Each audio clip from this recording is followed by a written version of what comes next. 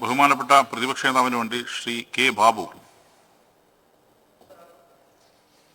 അങ്ങും ബഹുമാനപ്പെട്ട മുഖ്യമന്ത്രിയും ശ്രീമതി കാനത്തിൽ ജമീലയുടെ വേർപാടുമായി ബന്ധപ്പെട്ട് നടത്തിയ കാര്യങ്ങളോടെല്ലാം ഞാനും എൻ്റെ പാർട്ടിയും യോജിക്കുകയാണ്.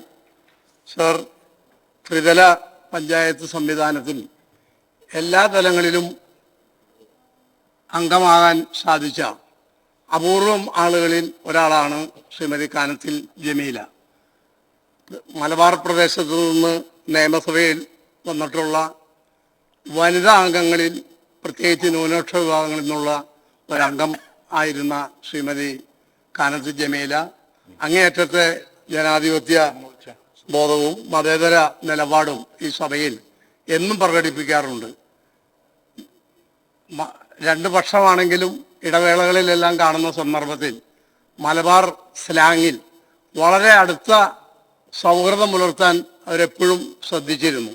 നമ്മുടെ ആരോഗ്യ പ്രശ്നങ്ങളെക്കുറിച്ചും സാമൂഹിക രാഷ്ട്രീയ കാര്യങ്ങളെക്കുറിച്ചും എല്ലാം, പ്രത്യേകിച്ച് താഴെ ക്യാൻറ്റീനിൽ ഭക്ഷണം കഴിക്കുന്ന സമയത്തെല്ലാം വളരെ കൂടുതൽ സംസാരിച്ചിരുന്നു. ജില്ലാ പഞ്ചായത്ത് പ്രസിഡന്റായിരിക്കെ ഞാൻ ശ്രീമതി കാനത്തിൽ ജമീല കോഴിക്കോട് ജില്ലാ പഞ്ചായത്ത് പ്രസിഡന്റായിരിക്കുമ്പോൾ അന്ന് മന്ത്രി എന്നുള്ള നിലയിൽ പല പരിപാടികളിലും പങ്കെടുക്കാനും പല കാര്യങ്ങളിൽ പങ്കാളിയാകാനും സാധിച്ചിട്ടുണ്ട്. അന്നെല്ലാം വളരെ ശ്രദ്ധിക്കപ്പെടത്തക്ക വിധത്തിലുള്ള വശ്യമായ ഒരു പ്രവർത്തന ശൈലിയും അതുപോലെ തന്നെ വളരെയധികം നേതൃത്വപരമായ നിലപാടും സ്വീകരിച്ചിരുന്നു എന്ന് ഞാൻ ഓർക്കുകയാണ്.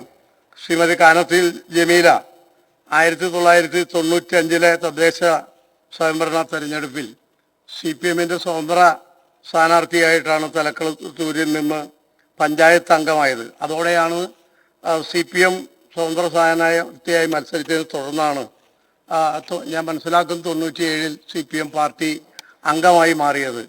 തൃക്കളത്തൂർ പഞ്ചായത്ത് പ്രസിഡന്റായും അതുപോലെ ബ്ലോക്ക് പഞ്ചായത്ത് പ്രസിഡന്റായും ജില്ലാ പഞ്ചായത്ത് പ്രസിഡന്റായും ചേളന്നൂർ ബ്ലോക്ക് പഞ്ചായത്ത് പ്രസിഡന്റ് ആയും ഒക്കെ അംഗീകാരം നേടാൻ സാധിച്ചത് അവരുടെ വ്യക്തിപരമായ വശ്യമായ നിലപാടുകളും നേതൃത്വപര സത്യസന്ധതയും ആത്മാർത്ഥതയുമാണ് എന്ന് ഞാൻ കണക്കാക്കുന്നു. മത്സരിച്ച എല്ലാ തെരഞ്ഞെടുപ്പുകളിലും വിജയിച്ച് നമ്മളോടൊപ്പം കഴിഞ്ഞ 5 കൊല്ലക്കാലം ഈ സഭയിൽ അംഗമായിരുന്ന ശ്രീമതി കാനത്തിൽ ജമീലയുടെ ആകസ്മികമായ വേർപാട് നമുക്കെല്ലാം അങ്ങേയറ്റം ദുഃഖമുണ്ടാക്കിയ ഒരു വാർത്തയാണ്. അവരുടെ വേർപാടിൽ ഞാൻ അങ്ങും അതുപോലെ തന്നെ ബഹുമാനപ്പെട്ട മുഖ്യമന്ത്രിയും പ്രകടിപ്പിച്ച വികാരങ്ങളോട് പൂർണ്ണമായും യോജിച്ചുകൊണ്ട് നിർത്തുന്നു.